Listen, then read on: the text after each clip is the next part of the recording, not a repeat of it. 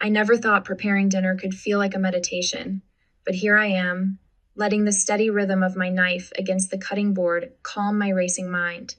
The kitchen me sanctuary in this upscale home I've worked so hard to create wraps around me in warm copper and gleaming marble. Soft jazz floats from the speakers, mingling with the sound of vegetables hitting the hot pan, the sizzle a counterpoint to my measured breathing. The crystal wine glasses catch the light as I set them on the table, each placement deliberate, exact. Like everything else in my life, precision matters. It's what built my boutique from a dream into the success it is today, what transformed me from just another hopeful entrepreneur into someone who matters in this city. The sauce needs stirring.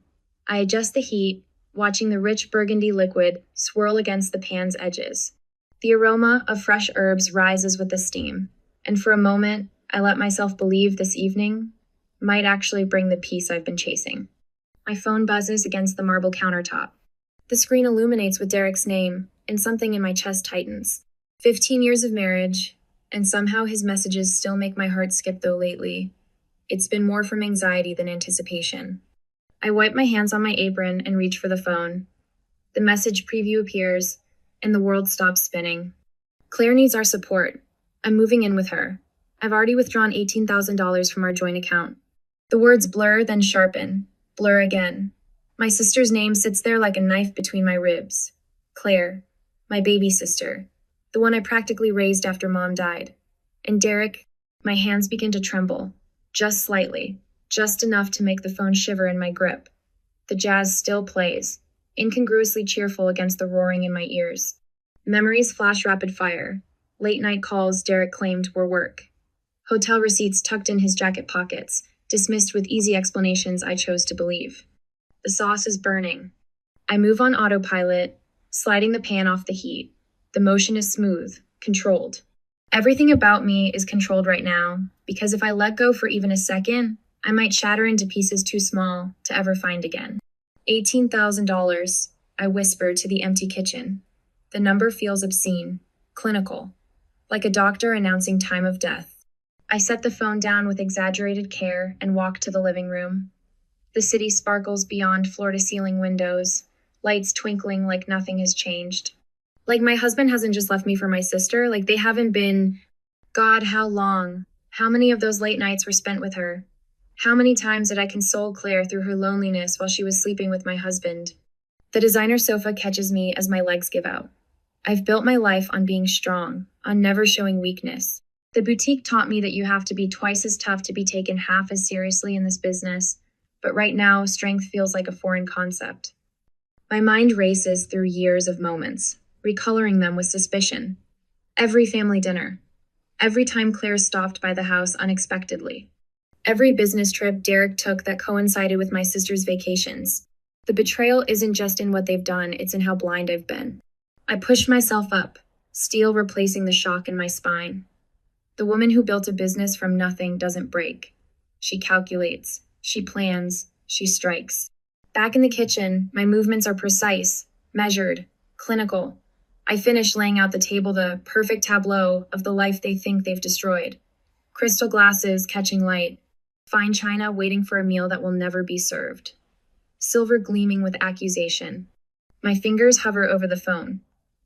The response needs to be perfect cutting enough to draw blood, controlled enough to show them exactly who they're dealing with. I type 4 words. You'll regret this, both of you. The message sends with a soft whoosh, a promise, a declaration of war. I stand in my immaculate kitchen, surrounded by the remnants of the life I thought I had, and I ask myself the question that will shape everything that comes next.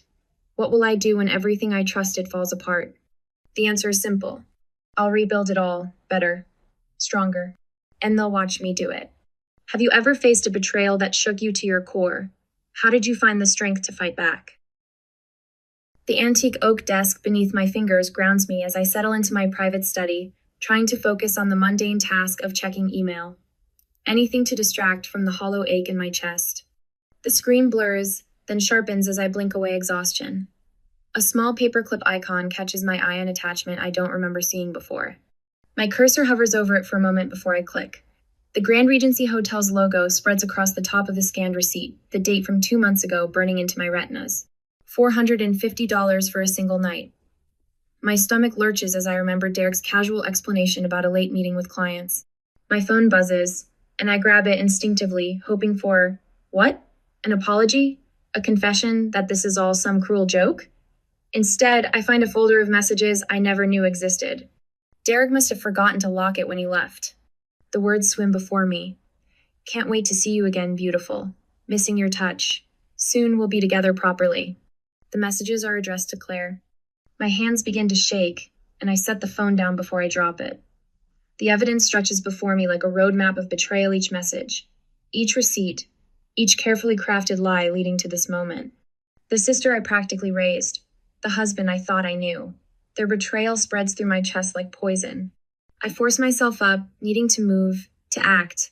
The sleek kitchen that usually brings me such peace now feels like a mockery of control. My laptop opens with a soft click, and I pull up our bank statements. The numbers march across the screen in neat, accusatory rows. There it is, $18,000. Not withdrawn all at Oncino, Derek was too clever for that. Small amounts spread over weeks. Jewelry from Cartier, weekly flower deliveries. Hotel charges that coincide perfectly with Claire's solo vacations. The Grand Regency appears again and again, a recurring reminder of their deception. Each transaction feels like a physical blow. How long have I been this blind? How many times did I comfort Claire through her supposed loneliness while she was... The thought cuts off as bile rises in my throat. I push back from the counter, letting sunlight streaming through the living room windows wash over me. The warmth does nothing to ease the chill that settled in my bones. Derek's face swims in my memory, the charming smile that won me over 15 years ago now twisted with calculation. Every late-night call, every business trip, every unexpected delay reshapes itself in my mind. The caring husband transforms into something else entirely, a predator who saw my success as something to be exploited. And Claire. My chest tightens as I remember our last conversation, just 3 days ago. How she'd called crying about feeling lost, about needing direction in her life. Had she been with him then? Had they laughed afterward about how easily I fell for their act? The buzz of my phone breaks through my spiraling thoughts. A text from Jonathan Pierce, my lawyer. The meeting is set for 2 o'clock. Relief floods through me finally, something concrete to hold on to. Jonathan's office on the 32nd floor surrounds us in leather and authority. Law books lining the walls like silent guardians. Modern art pieces saw sharp angles and bold colors punctuate the space between mahogany shelves. He listens without interruption as I lay out the evidence, his expression growing grimmer with each revelation. Beside him, Veronica Adams-me mentor since I first dreamed of opening the boutique takes notes in her precise handwriting, her presence a steady anchor in the storm. The unauthorized withdrawals alone are grounds for immediate action. Jonathan says, voice steady and reassuring as he spreads documents across his desk. We're looking at potential financial fraud here. First step is freezing any remaining joint accounts. His pen taps against a legal pad. Then we'll file for an emergency hearing to prevent further withdrawals. Veronica leans forward, her steel gray hair catching the afternoon light. The boutique is protected, we made sure of that when you first opened. But your personal assets. She pauses, choosing her words carefully. This isn't just about money, Madeline. They've orchestrated a calculated betrayal at every level. We need to move fast to protect what's left. Jonathan's fingers fly across his keyboard. I'm drafting a cease and desist order right now. We'll have it served first thing tomorrow. He looks up, his eyes sharp behind his glasses. But you need to understand the stakes here. If we don't act immediately, you're looking at potential financial ruin. Derek's already shown he's willing to drain your accounts, and with Claire involved. He lets the implications hang in the air. I grip the arms of my chair, forcing myself to focus on the practical steps, the actionable items, anything to keep from drowning in the emotional undertow. What exactly do you need from me? For the next hour, we build a fortress of legal documents and financial safeguards. Every signature feels like another brick in the wall between my old life and whatever comes next. My hand stays steady, even as my heart trembles with each new revelation of vulnerability, each potential avenue of attack we have to guard against. You've built something remarkable with that boutique, Veronica says as we finish the last of the paperwork. Don't let them take that from you, too. The words sink in slowly.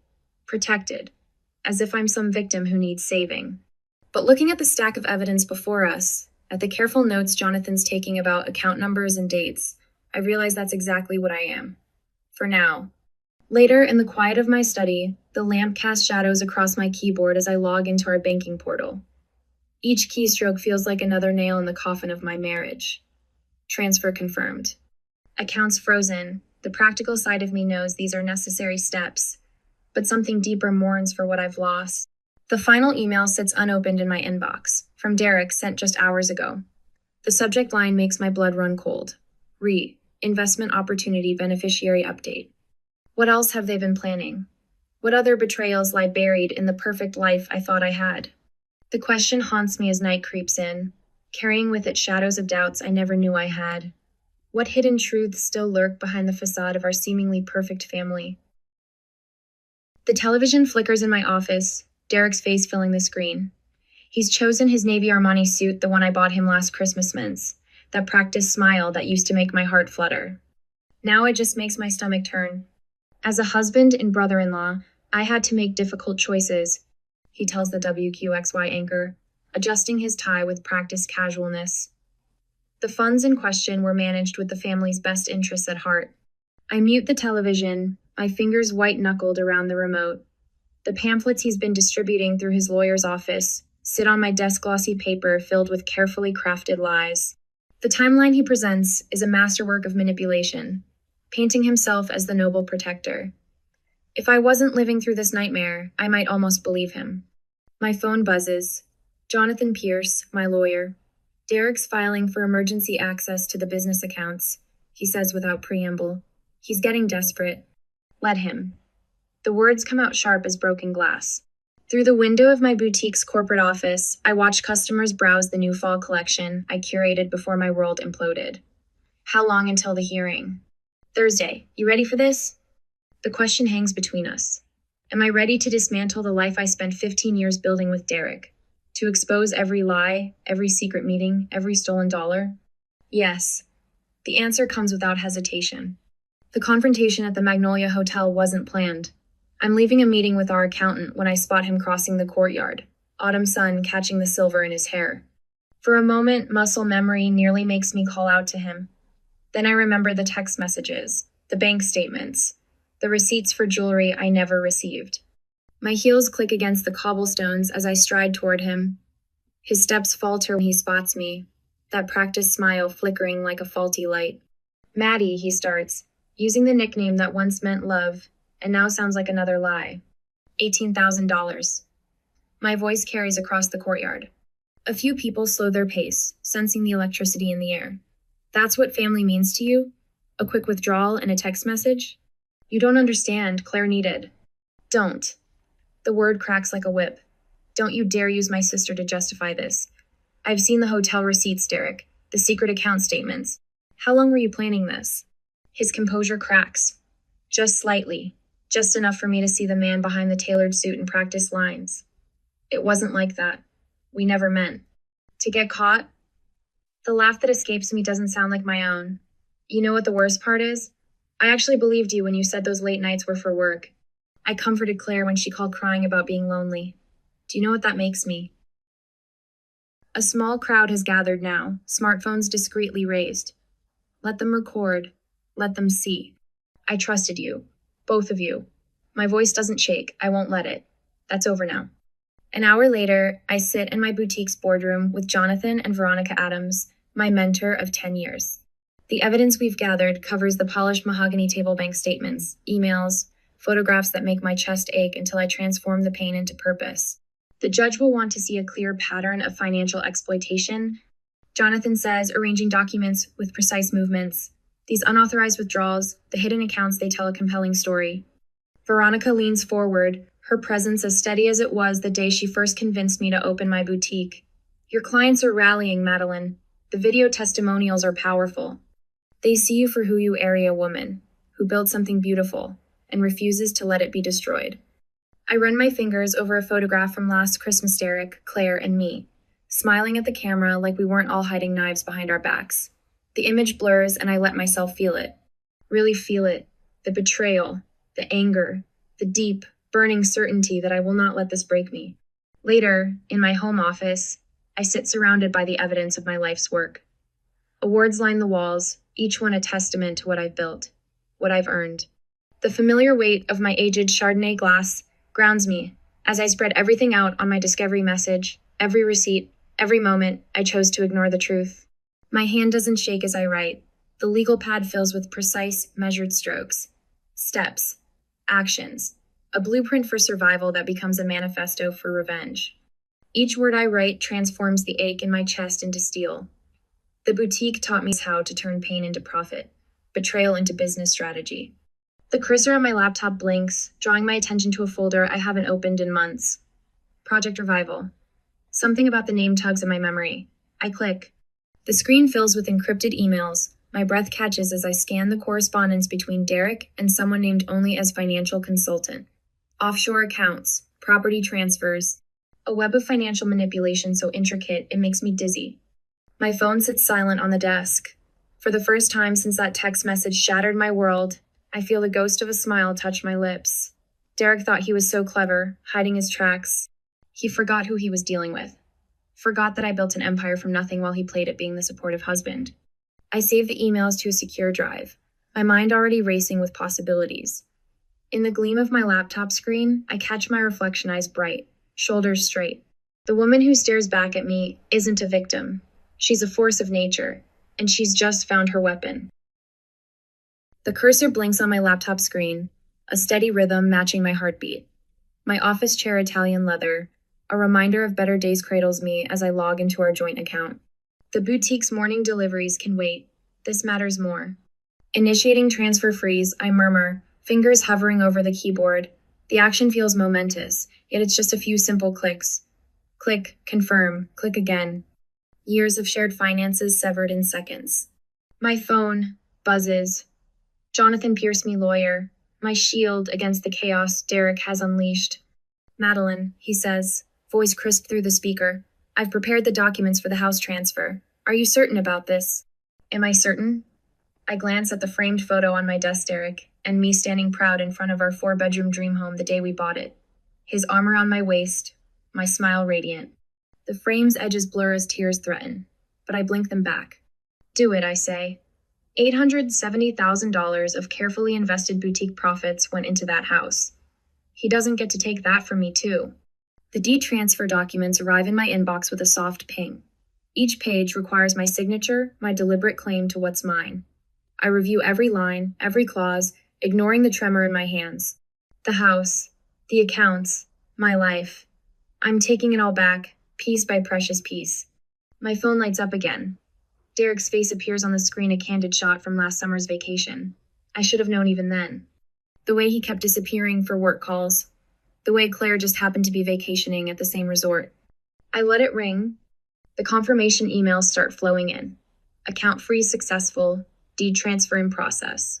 Each notification feels like a small victory, a step toward reclaiming control. Then the texts start. Derek, you can't do this, Maddie. Think about what you're throwing away. Derek, I'll explain everything on Channel 8 tonight. Please, just listen. Derek, you're making a mistake, Claire and I. I block his number. The afternoon sun slants through my office windows as I watch Derek's desperate performance on Channel 8's evening news. His hand trembles as he adjusts his tithe blue silk one I gave him for our anniversary. The irony makes me want to scream. It's not what it seems, he pleads to the camera. Madeline's actions are, they're vindictive. She's trying to destroy what Claire and I have built. What they've built. On the foundation of my trust. With the bricks of my love. Using the mortar of 15 years of marriage, I open my laptop and begin uploading documents. Bank statements showing the unauthorized withdrawal. Property records proving my investment in our home. Email trails documenting Derek's deception. The truth laid bare in pixels and data. Social media explodes. Screenshots of my evidence spread like wildfire. Comments flood in, most supporting me, some questioning my motives. I let them talk. The truth doesn't need my defense, it speaks for itself. The next morning, sunlight streams through the modern atrium of Blackwell and Associates. Jonathan stands to my left, Veronica to my right. A wall of cameras faces us, hungry for the story of betrayal and revenge that's captivated the city. Jonathan steps forward first, his voice carrying the weight of legal authority. The evidence we're presenting today demonstrates a clear pattern of financial exploitation and breach of trust. He lays out the timeline methodically, each point another nail in Derek's coffin. Veronica takes the podium next.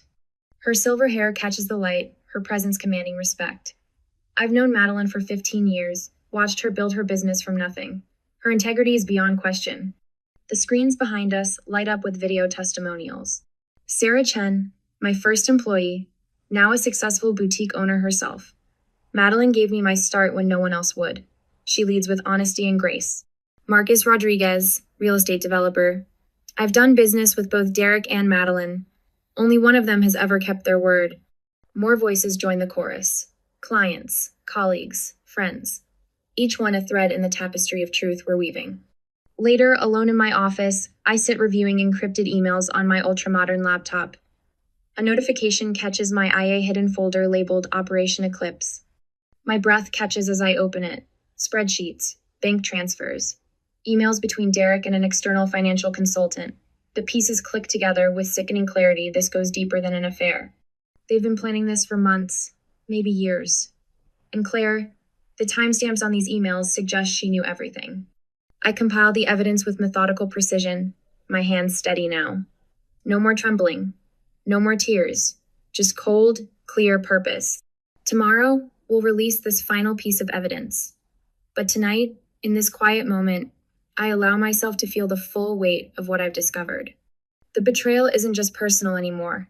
It's financial, professional, criminal. I save the files and shut down my laptop.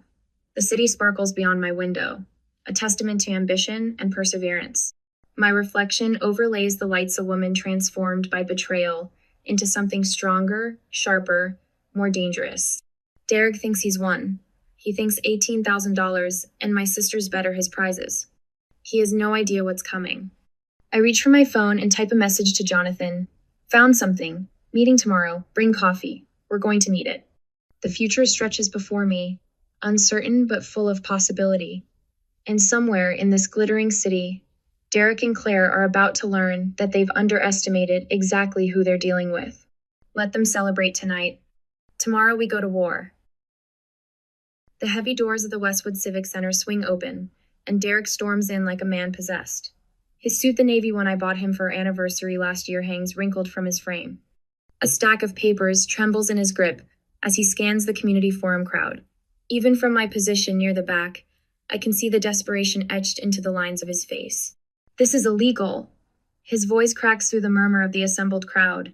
She's trying to steal everything we built together. I remain perfectly still, watching him unravel.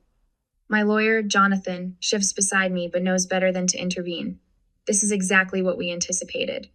Derek waves the papers like a battle flag.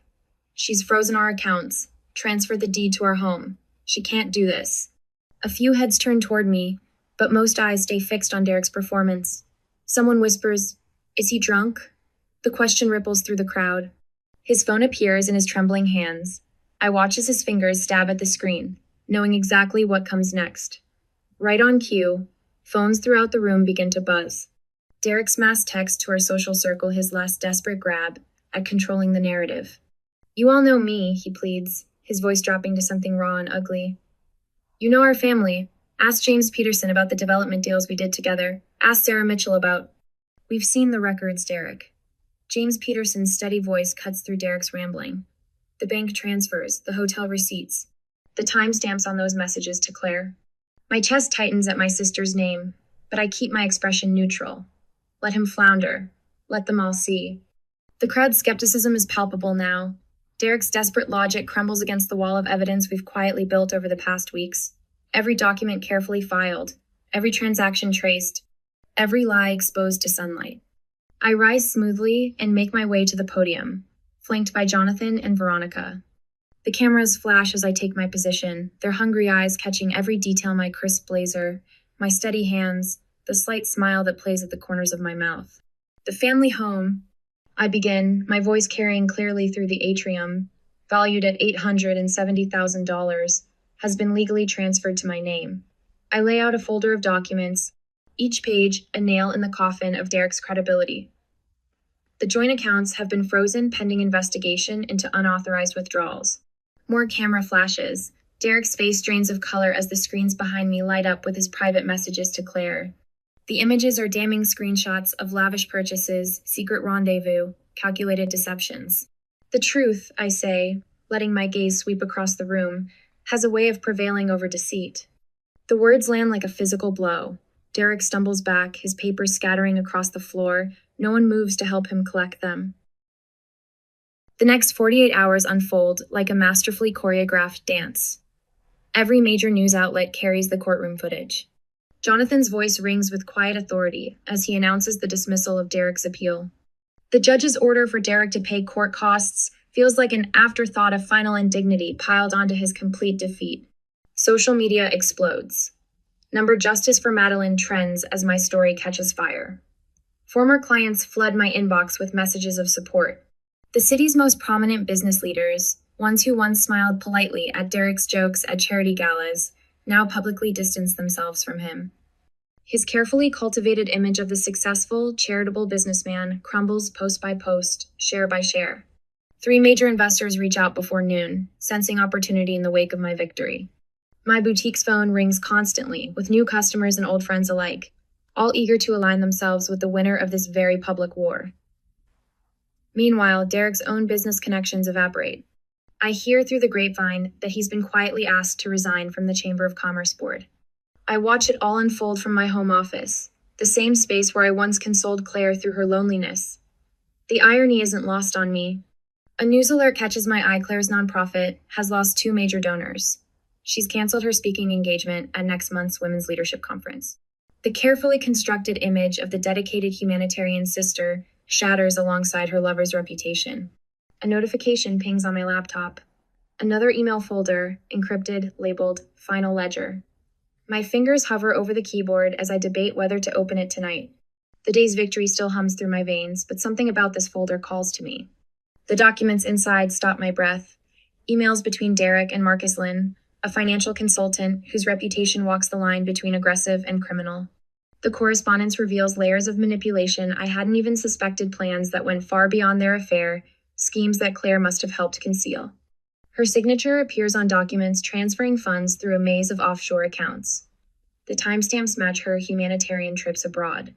I print everything with mechanical precision, adding it to the file I'll share with Jonathan and Veronica tomorrow. But as I stand at my window, watching the city lights flicker like stars, a question nags at me. In all this perfect justice, what darker truths still lie buried beneath the surface of their betrayal? The answer, I suspect, will change everything. Again. Dawn spills through floor-to-ceiling windows, painting my modern kitchen in shades of amber and gold. The same kitchen where my world shattered 6 months ago now cradles me in morning stillness. My knife slides through fresh strawberries with practiced precision, each slice a meditation. No more trembling hands, no more racing thoughts. I arrange the fruit on my favorite ceramic plate, the one Derek always complained was too expensive, and pour steaming coffee into an artisan mug. The rich aroma mingles with early morning air.